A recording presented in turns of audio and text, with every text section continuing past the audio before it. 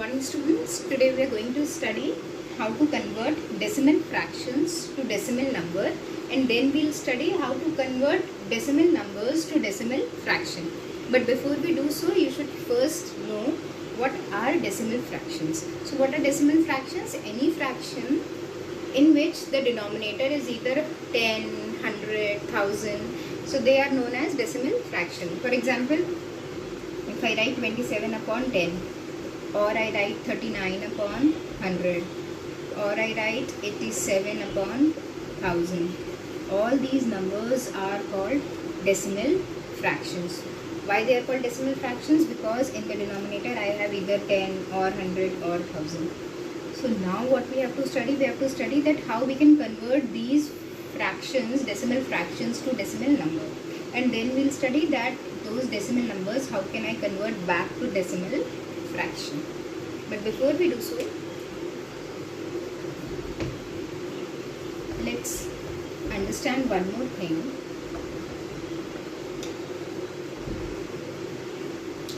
Let's take a number 25. Okay, it is a whole number. Now if I want to convert this whole number to a decimal number, then what I have to do? I have to just put a point here, and once I put a point at the end of the number, then it becomes a decimal number, and after that I can put a 0. Since it's a 0 here after decimal, so the number remains 25, and it is converted in the form of decimal number also. Yes, now we'll do some operations or multiplication with this 25. 25 multiplied by 10, 25 multiplied by 100, and 25 multiplied by 1000. So 25 multiplied by 10, so it becomes 250. I write 1 0 here after 25, multiplied by 100, so I write 2 zeros, 2500, multiplied by 3, I will write 25,000. Yes, easy.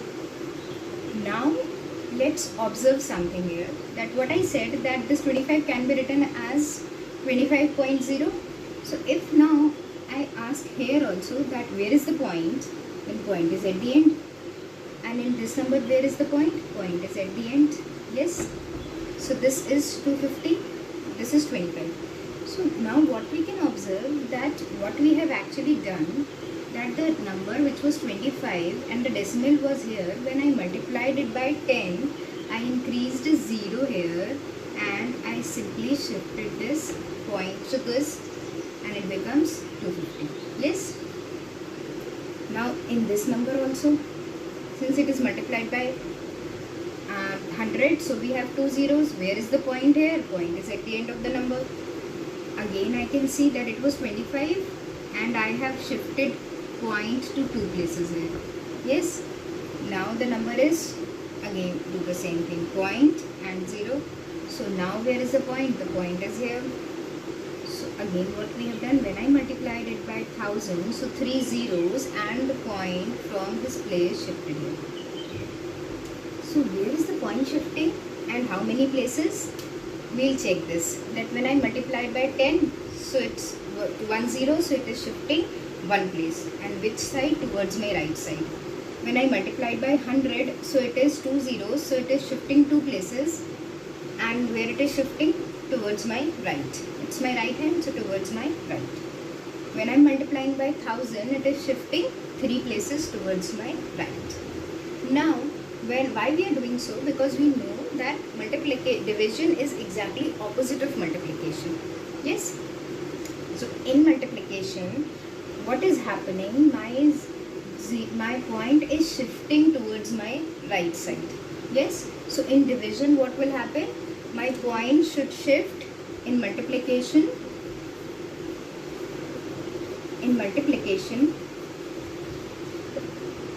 point is shifting towards right side. So in division what will happen? The point is going to shift towards the left side. Yes, so this is what you have to understand. Now we'll come to division.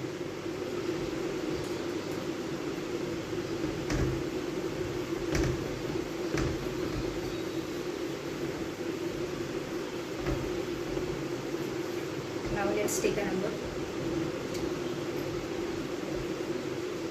upon 10. This is a decimal fraction. Yes. Now let's convert this decimal fraction to decimal number. So as we have done that, in multiplication the point shift towards the right side, and in division what will happen? It's going to be opposite. So the point is going to shift towards my left side. So this is my left side, so the point is going to shift this side.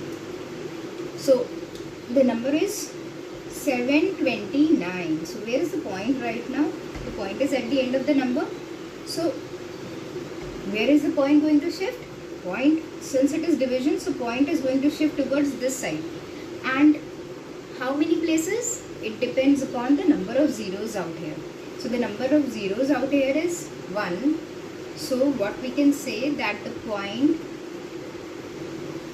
from 9, which was here, will shift this side, is going to shift this side, and it will become this. So the number will actually become 72.9, which is a decimal number. Now let's take another number, 35, take one more, 359 upon 100. So it is 2 places now, so where it should shift? 1 place, 2 place, point, and the 3rd place. Yes, because we are shifting towards left. So it was here, so 1 place, 2 place, so point is now here. Now let's take one more number, and now let's take 39 upon 1000. Now this was easy, there were 3 numbers, we have to shift only 2 places, 1 places, so we have easily shifted. Now the number of zeros here is 3, and we have to shift only 2 places. We have only 2 places here, that is 3 and 9, and we have to shift 3 places. So what we'll do in this case, we'll write 9, we'll write 3, and we have to shift, since there are 3 zeros here, so we have to shift 3 places, but the 3rd place is not there. So in this case what we do, we put a 0. After putting a 0, I have shifted 1 place, 2 place, 3 place, so the point is now from here shifted to here, and the point is now here. Okay. Now since it's a point here, so what we have to do here, we have to now write a 0 here. So 39 upon 1000 will become 390 point. Okay. So 390, then a point and 0. So what is the number now? 0.039. Let's take one more example.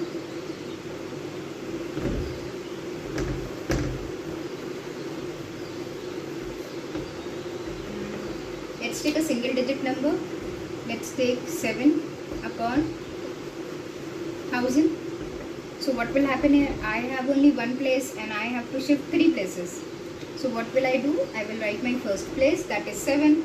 The second place should be a 0, because it makes no change if I write zeros here. Again, since I have only 2 places, I have to shift 3 places, so I will again put a 0. Now these are 3 places that were required, so we'll put the point here now and then 0. Okay, this is the number. Now let's do opposite. Opposite means, right now what we have done, we have converted from decimal fraction to decimal number. Now what we'll do, we'll convert decimal number to decimal fraction. We'll do decimal numbers to decimal fraction. Yes. So let's take a decimal number. Let's take 28.7. 28.7 I have to convert to decimal fraction. So what we have done, we'll do exactly opposite of it. That for decimal fraction, what we have done, we have first checked that how many zeros are there in the denominator. If there were 1 0, so we have shifted 1 place, and which side? Towards the left. If there were 2 zeros, so we have shifted 2 places towards left. Now if I have to convert this number to decimal fraction, what I have to do, I have to remove this point. Yes, so if I will remove this point, then I should know that after removing the point, how many zeros should be there in the denominator. So this 0 will depend upon the number of digits that I have after decimal. So the number of digits after decimal here is only 1. 1 digit is there after decimal, that is 7. So we'll write 10. Okay. Now let's take one more number, 4.89. Now if I have to convert this 4.89 to decimal fraction, so what will I do? I have to remove it. So to remove it, we'll first count the number of digits here. The number of digits are 2. So the number is 489 upon 2 digits. So upon 100. Now let's take one more number. Now I have to convert this number. Now this number is point, then 1, 2, 3 digits. 3 digits. So the number is 0022. I have removed the point from the number and 3 places. So I have written 1000. Okay. Now what we can see that actually what is happening here, these decimal numbers we are converting to whole numbers. Yes. 287 is a whole number, 489 is a whole number, and this is what? This is actually 22. So instead of writing these zeros here, what we actually do, we write only 22. We write only the whole number, because if we put zeros before these number, it does not change the number. So no need to put these zeros, these are not required. We simply write 22 upon 1000. Clear to everyone? Now, this is not it. What else we can do here? We have studied fractions. In fraction, what we have studied, that every fraction that can be further reduced, we should further reduce it. So if we look at these fractions, so what we have to check, that is there any fraction that we can further reduce? And if we can further reduce it, we'll convert that decimal fraction to the lowest form. So what can be the third step here? The third step here is convert them to lowest form. So from decimal number, convert them to decimal fraction, and from decimal fraction, convert them to lowest form. So if I take this case, that is 22 upon 1000, so I can check that yes, I can convert it further to the lowest form, as a factor is common here that I can see, which is 2. So if I cut this number, so this will become, if I reduce this, this will become 1 and 1, and this will become 500. So what this 22 upon 1000 can be further be written as, it can be further written as 11 upon 500. And what is this 11 upon 500? This 11 upon 500 is the lowest form of this decimal fraction. Now let's take one more example.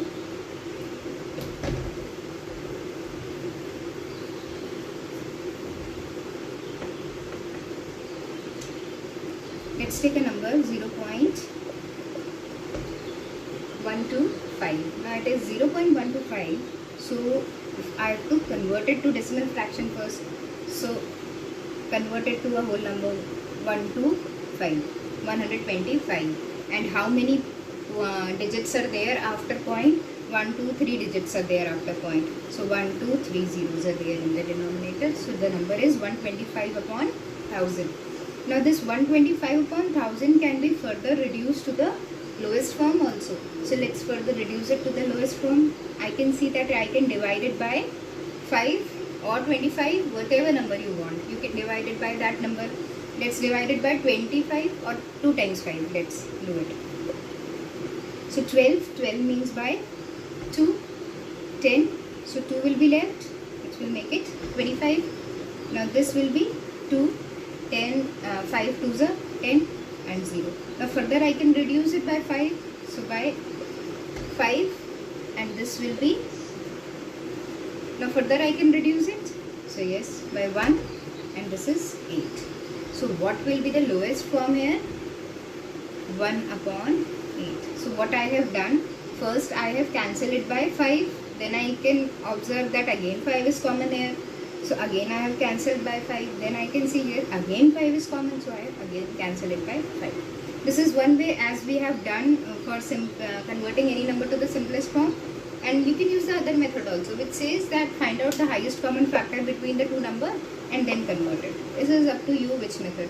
Generally, when we do questions in our higher classes, we use this method only, that we cancel these fractions with common factors. So I am using this. Okay. So I hope this is clear to you.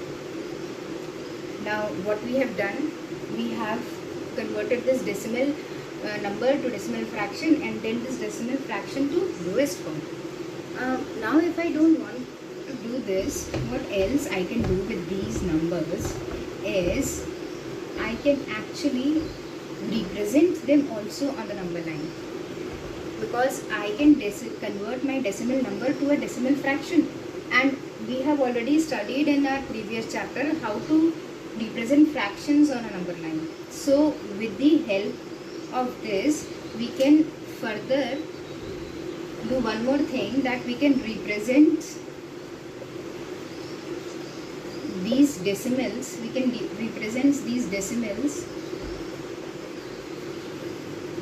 on a number line. Yes, with the help of decimal fractions we can do this. So let's take an example. Let's take 0.7. Now if you have to convert if you have to represent this 0.7 on a number line,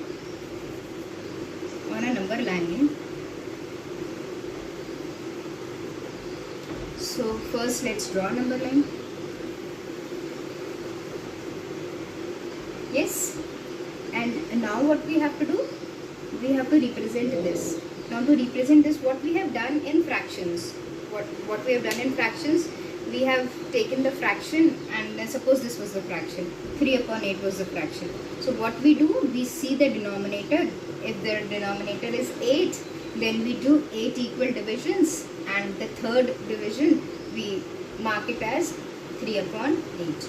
So similarly here also what we will do, we will first convert this decimal number to decimal fraction, which will make it 7, whole number 7, and 1 place, so upon 10. So it is a fraction now, which says the denominator is 10, and which means 10 equal division, and there is no whole part. It's a proper fraction. So a proper fraction is always less than 1. So this definitely lies between 0 and 1. So let's mark a 0 here. Let's mark 1. Let's mark 2. So 10 division. So 1, 2, 3, 4, 5, 6, 7, 8, 9, 10 division. Okay. So we have done 10 divisions here, and we have to mark 0.7, which is actually 7 upon 10. 7 upon 10 means 7th division we want between 0 and 1, because it's a proper fraction. So 1, 2, 3, 4, 5, 6, 7. This is the 7th division, which is actually 7 upon 10, that you can write as 0.7. Yes, let's take one more number. Let's take 1.3. 1.3. So convert this 1.3 to decimal fraction first. Decimal fraction means 13 upon 1 place, so it becomes 10. Yes. So 13 upon 10, which means 1 whole 3 by 10. Now 1 whole 3 by 10 means it is a mixed fraction which is greater than 1. Yes, greater than 1. So we have to first check where it will lie. So it will greater than 1. So it will lie between 1 and 2. So 1 and 2 means 13 upon 10. So again let's do 10 divisions since the denominator is 10. 1, 2, 3, 4, 5, 6, 7, 8, 9, 10 divisions. Now this is 13 upon 10. 13 upon 10 means 1 whole. 1 whole 3. So 1, 2, 3. So this place is 13 upon 10, which is actually 1 point. Okay, I hope this is clear to you. So what we can do, we can represent fractions. Generally we can represent fractions that are in the form of decimal fractions, which actually represent decimal numbers. So these decimal numbers can be represented here on the number 9 condition. One condition is there. We generally take those decimal numbers where we have only one place after the point, so that the number of division here is only 10. If I take 2-3 more places, then we generally convert them or round off to one place, and then we can represent it on the number line, which right now you don't have to do.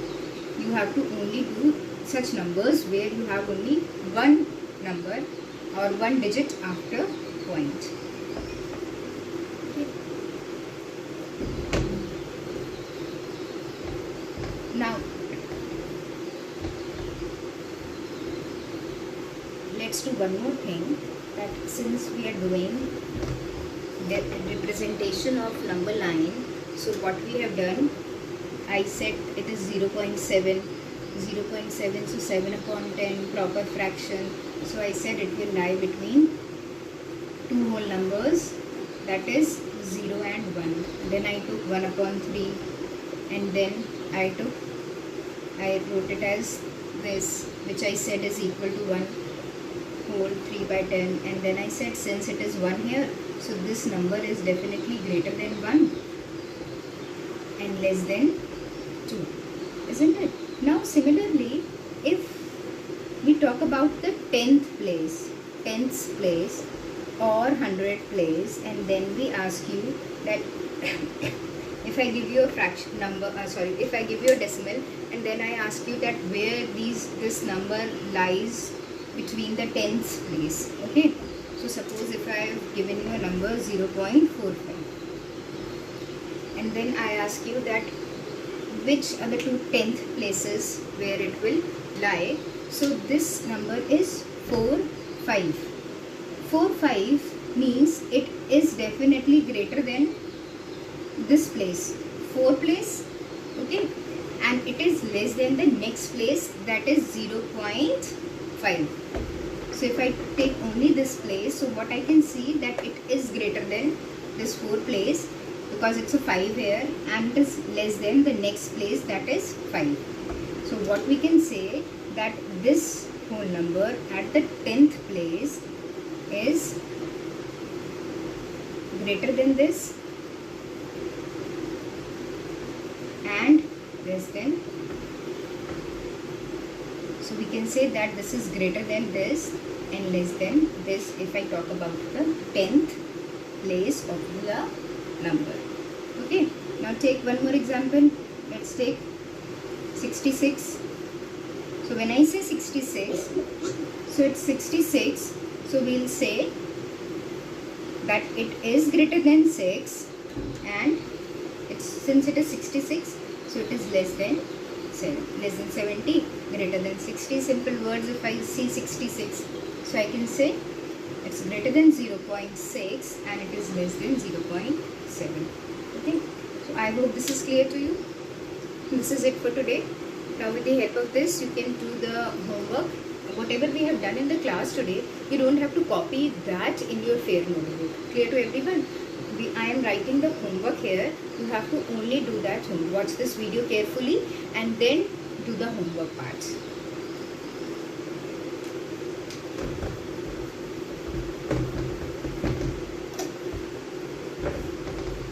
So I am writing the homework here.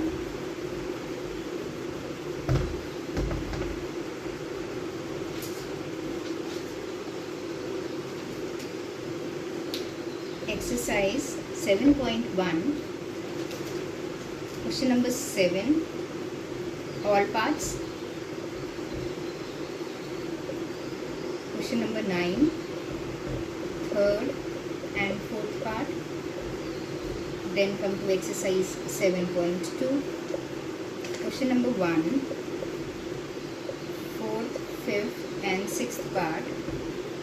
Question number 2, second, fourth and sixth part, and question number 3, second, fourth and sixth.